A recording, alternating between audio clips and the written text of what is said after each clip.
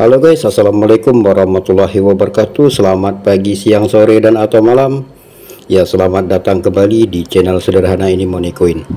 Pada kesempatan kali ini kita akan membahas sisi numismatik dari bahan pembuatan koin atau uang logam.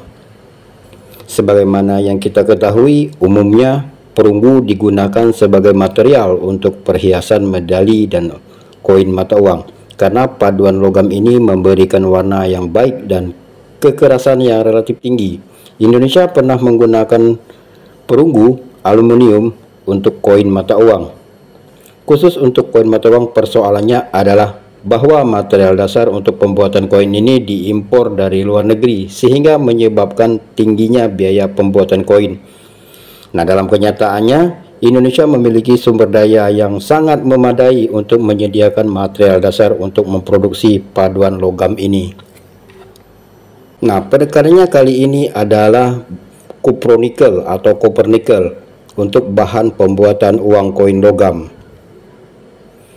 Cupronikel pertama kali diproduksi di Kabupaten Gutanglang, Yunnan, Tiongkok. Belakangan Daxia di Asia Tengah menggunakannya untuk mencetak koin yang dianggap sebagai produk pertukaran antara Tiongkok dan Daxia.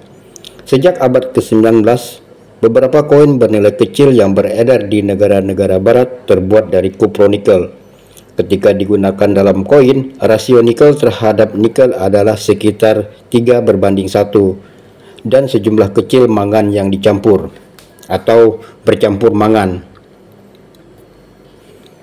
Karena kekuatan, kekerasan, plastisitas tinggi, ketahanan korosi yang baik, resistivitas tinggi, dan sifat tidak berkarat, cupronikel atau dikenal juga tembaga putih terutama digunakan dalam pembuatan dekorasi, peralatan pasokan air, instrumen, dan sudah barang tentu adalah untuk pembuatan mata uang logam.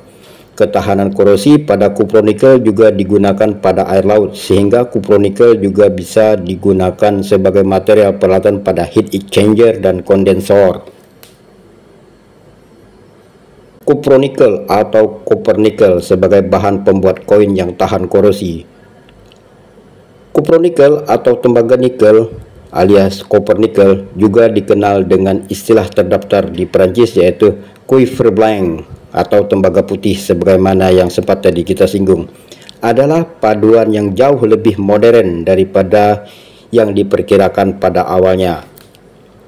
Ya, penampilan bisa menyesatkan. Ada contoh yang berasal dari periode negara-negara berperang di Tiongkok antara abad ke-5 dan ke-3 sebelum Masehi. Saat itu, bahan itu digunakan untuk senjata. Dalam keadaan alaminya, paduan tersebut kemungkinan berasal dari luar bumi dan jatuh ke bumi bersama meteorit yang jatuh. Ketika orang Cina berdagang dengan kerajaan Baktria yang bertetangga, di sanalah jejak pertama koin cupronikel ditemukan.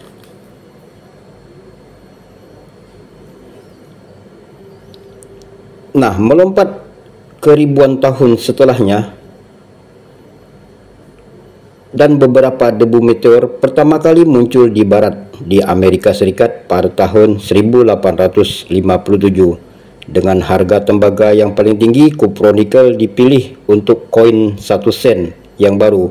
Paduannya pada saat itu mengandung 88% tembaga hingga 12% nikel, dan diameter koin lebih kecil dari pendahulunya. Nah, jadi istilahnya tidak ada penghematan yang kecil, bukan? Cupronikel sekarang sangat populer dan sering digunakan untuk mata uang.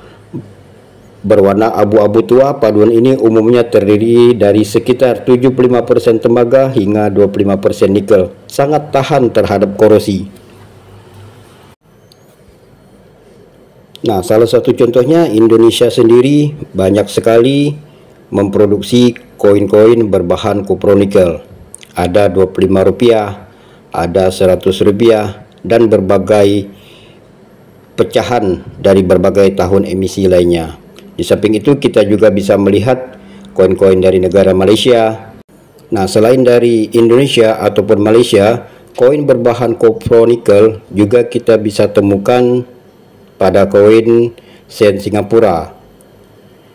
Ya, saya pikir hampir mayoritas negara di dunia ini, terutama di periode modern sekarang ini, seluruhnya pernah memproduksi atau mungkin terus berlanjut memproduksi koin-koin yang berbahan kopro nikel. Jadi kalau kita bahas satu demi satu atau kita tampilkan satu demi satu koin-koin negara apa saja, koin-koin dari negara mana saja yang terbuat dengan bahan kopro nikel, akan membuat video ini jadi semakin panjang dan barangkali kawan-kawan semua akan bosan untuk menontonnya. Oke guys, itu aja dulu pembahasan kali ini sekilas tentang kopro nikel atau copper nickel. Pada kesempatan mendatang, kalau memang ada update terbaru, akan coba saya tampilkan pada video tersendiri. Juga pada kesempatan yang akan mendatang, kita akan coba bahas material lain untuk pembuat koin-koin, misalnya tembaga atau emas nordik, atau barangkali kita akan coba membahas emas. Jadi nantikan saja pada kesempatan yang akan datang. Akhir kata, terima kasih telah menyaksikan dari awal sampai akhir video ini. Saya ucapkan wassalamualaikum warahmatullahi wabarakatuh. Salam numismatik.